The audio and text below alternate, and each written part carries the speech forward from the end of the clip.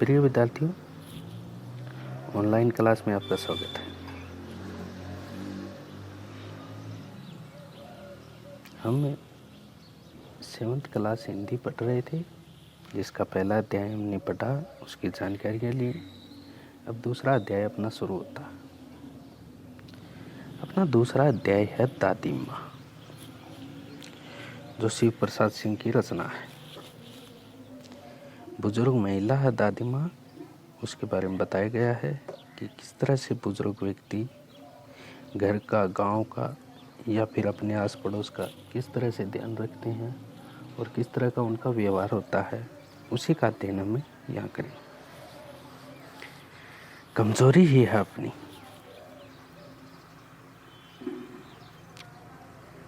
शिव प्रसाद सिंह कहते हैं कि ये तो अपनी कमजोरी है कि हम बुजुर्गों को इज्जत नहीं देते, तवज्जो नहीं देते।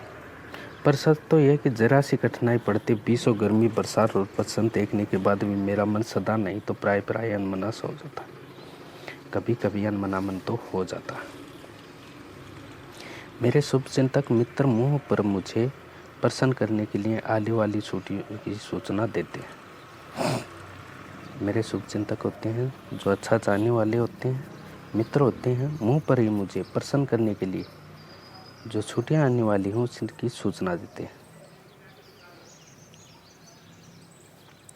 और पीछे से मुझे कमज़ोर और जरा सी प्रतिकूलता से घबराने वाला कहकर मेरा मजाक उड़ाते हैं।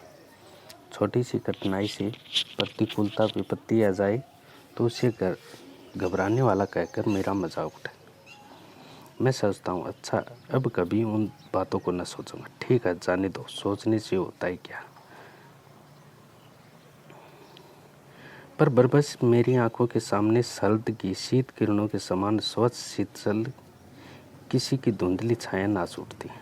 और अचानक बरबस अनायास ही मेरी आंखों के सामने सर्द ऋतु की जो शीत किरण होती है उसके समान स्वच्छंद शीतल ठंडी किसी की धुंधली छाया नाच उठती है। मुझे लगता है जैसे कुआर के दिन आ गए। कुआर के दिन, बरसात का महीना, आसोज मास का महीना, थोड़ी सर्दी होना। मेरे गांव के चारों ओर पानी ही पानी हिलोरे ले रहा। दूर के गांव से बहकर आए हुए मोथा और साई की अधगली घासें, गेहूं और बन प्याज की जड़ें तथा नाना प्रकार की वनस्पति, बरसाती घासों के बीच अनेक प्रकार की घास बहकर आती है पानी। सूरज की गर्मी में खोलते हुए पानी में सड़कर एक विचित्र गंध छोड़ रहे हैं, क्योंकि घास है, फूस है, अनेक प्रकार की वनस्पति है, वो पानी में आ गई है और सूरज की गर्मी होने के कारण वो एक विचित्र गंध छोड़ रहे हैं। रास्ते में कीचड़ सूख गया और गांव के लड़के किनारों पर जाग भरे जलाशयों में धमाके से कूद रहे हैं। रास्तों में कीचड़ सूख गया और गांव के लड़के किनारों पर झाग भरे जलाशयों में धमाके से कूद रहे हैं। अपने अपने मौसम की अपनी अपनी बातें होती हैं। आषाढ़ के महीने में हिंदी महीने 12 हैं, जिनमें से आषाढ़ का भी एक महीना है। आम और जामुन न मिले, चिंता नहीं।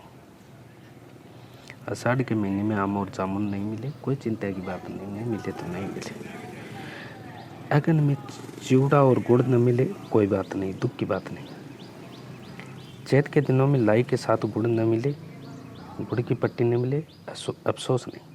लेकिन कुआर के दिनों में इस गंधपूर्ण झाग भरे जल में कूदना न हो तो बड़ा बुरा मालूम होता, क्योंकि खेलने कूदने के दिन होते हैं और उसी समय अगर ऐसा नहीं होगा, खेलने कूदने को नहीं मिलेगा तो बड़ा बुरा मालूम होगा। मैं भीतर उड़क रहा था, भीतर ही भीतर जल रहा था, भीतर ही भीतर उबल रहा था कि किस तरह से मैं वहाँ जाऊँ और किस तरह से खेल कूदूँ। 2-1 दिन ही तो कूद सका था, नहा धोकर बीमार हो गया। हल्की बीमारी न जाने क्यों मुझे अच्छी लगती है। थोड़ा थोड़ा ज्वर हो, ज्वर का अर्थ होता बुखार। साल में साधारण दर्द और खाने के लिए दिन भर नींबू और साबुन। लेकिन इस बार ऐसी चीज़ नहीं थी। जवर जो चढ़ा तो चढ़ता ही गया। रजाई पर रजाई और उतरा रात 12 बजे के बाद। दिन में मैं चादर लपेटे सोया था।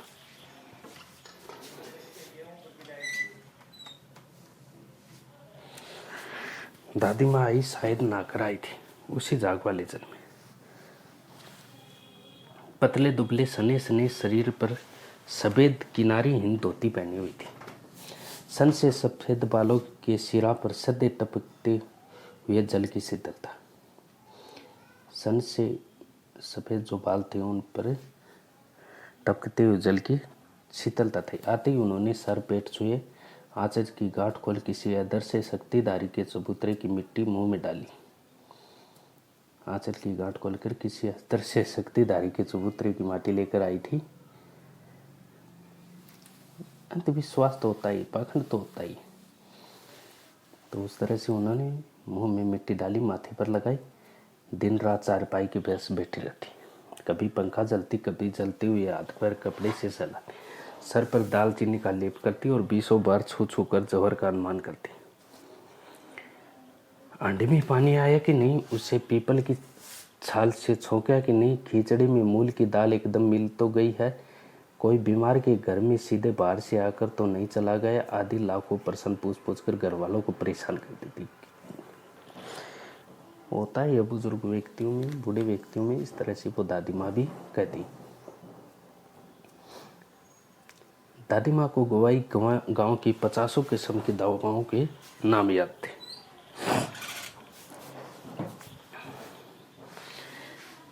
गांव में कोई बीमार होता उसके पास पहुंचती, वहां भी वही काम। हाथ छूना, माथा छूना, पेट छूना, फिर भूत से लेकर मलेरिया, सरसाम, निमोनिया तक का अनुमान विश्वास के साथ। महामारी और विसूचिका के दिनों में रोज सवेरे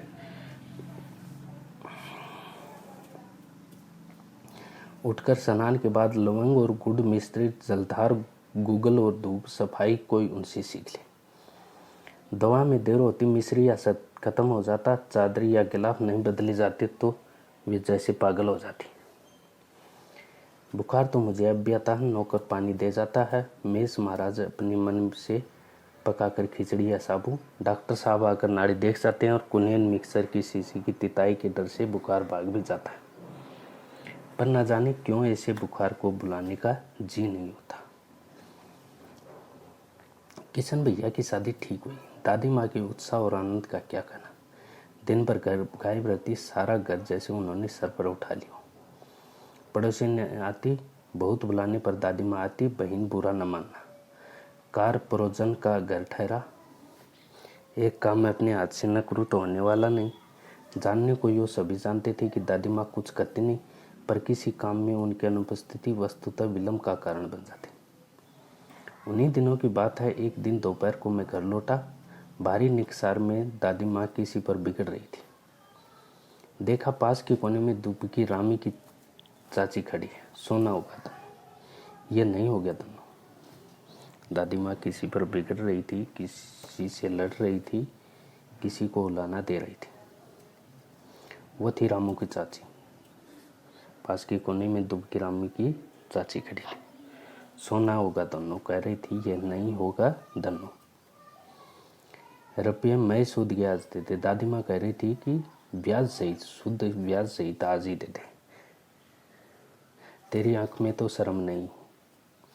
रामी की चाची को कह रही थी कि तेरे तो बिल्कुल भी शर्म नहीं है। मांगने के समय कैसे आई थी, पैरों पर नाक रगड़ती फिरती।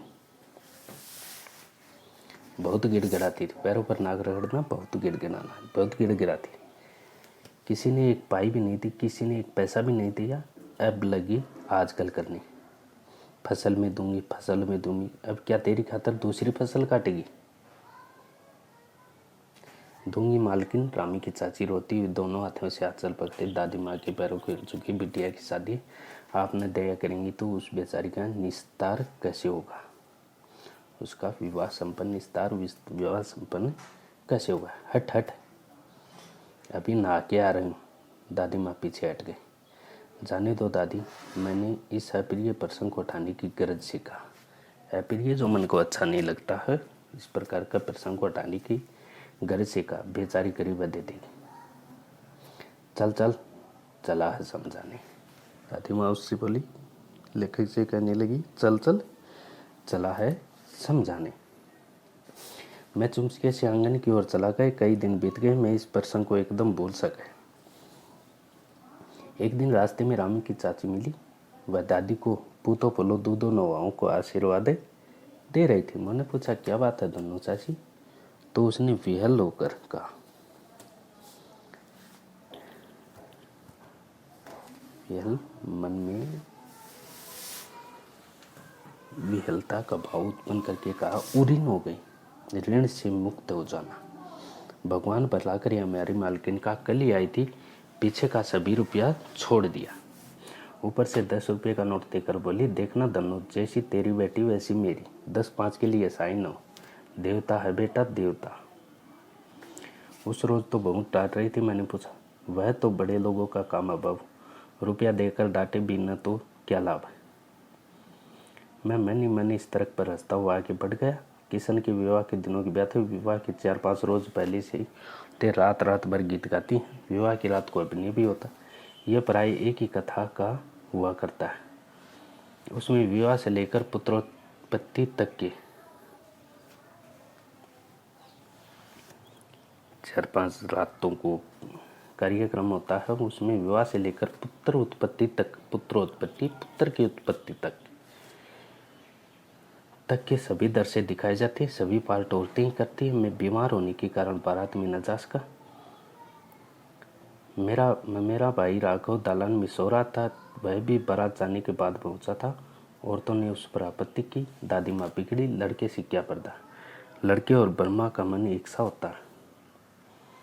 मुझे भी पास ही एक चारपाई पर चादर उड़ाकर दादी माँ ने चुपके से सुला दिया था। बड़ी हंसी आ रही थी। सोचा कहीं जोर से हंस दूं, क्योंकि औरतों का उस समय जो कार्यक्रम होता है वो इसी प्रकार का होता है, तो इसलिए वो हंस रहा था और सोच रहा था कहीं जोर से हंस दूं। भेद खुल जाए तो निकाल बाहर किया जाऊंगा, पर भाभी की बात पर ऐसी रुक न सकी और बंडा फोड़ हो गया। देबू के मन ने चादर खींच ली। कहो दादी, ये कौन बच्चा सोया?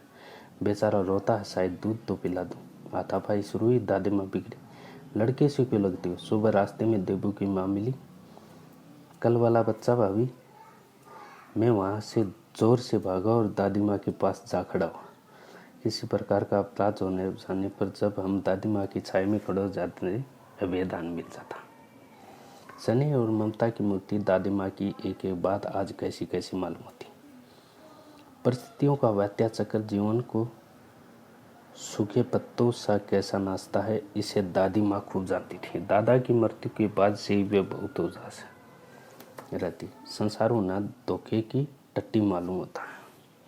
संसार उन्हें धोखा ही मालूम होता है। दादा ने उन्हें स्वयं जो धोखा दिया, वे सदा उन्हें आगे भेजकर अपने पीछे जाने की झूठी बात कहा करते थे। दादा की मृत्यु के बाद कुकुरमुत्ते की तरह बढ़ने वाले मुंह में राम बगल में छुरी वाले दोस्तों की शुभ चिंता ने स्थिति और भी डावलट है। दादा के श्राद्ध में दादी माँ के मना करने पर भी पिताजी ने जो तुल संपत्ति वे की, वह घर की तो थी नहीं। दादी माँ अक्सर उदास रहा करती। माघ के दिन थे।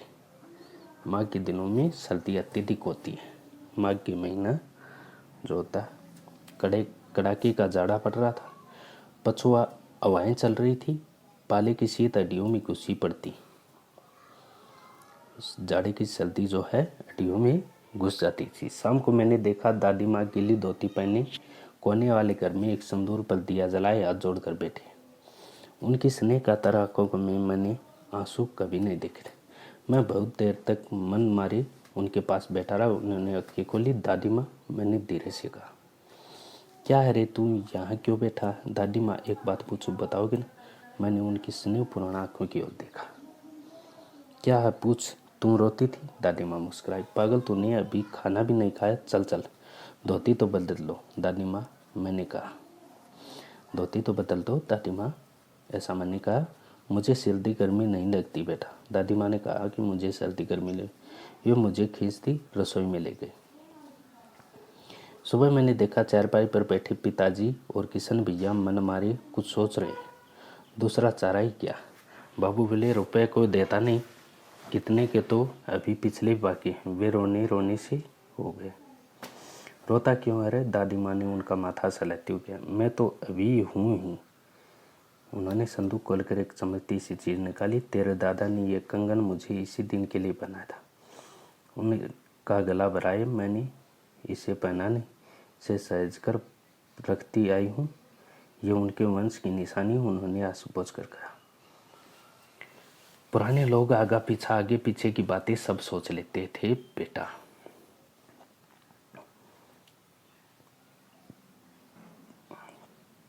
सचमुच मुझे दादी माँ श्राप देने वाली देवी से लगी। धुंधली छाया विलीन हो गई। मैंने देखा दिन काफी चढ़ाया। पास के लंबी खजूर के पेड़ से उड़कर एक कौवा अपनी घिनौनी काली पंखें फैलाकर मेरी खिड़की पर बैठ गया। हाथ में अब भी किशन भैया का पत्थर कांप रहा है। काली चींटियों से कतारें धूमिल हो रही हैं। आंखों पर विश्वास नहीं होता। मन बार बार अपने से ही पूछ बैठता है, क्या सचमुच दादी माँ नहीं रही?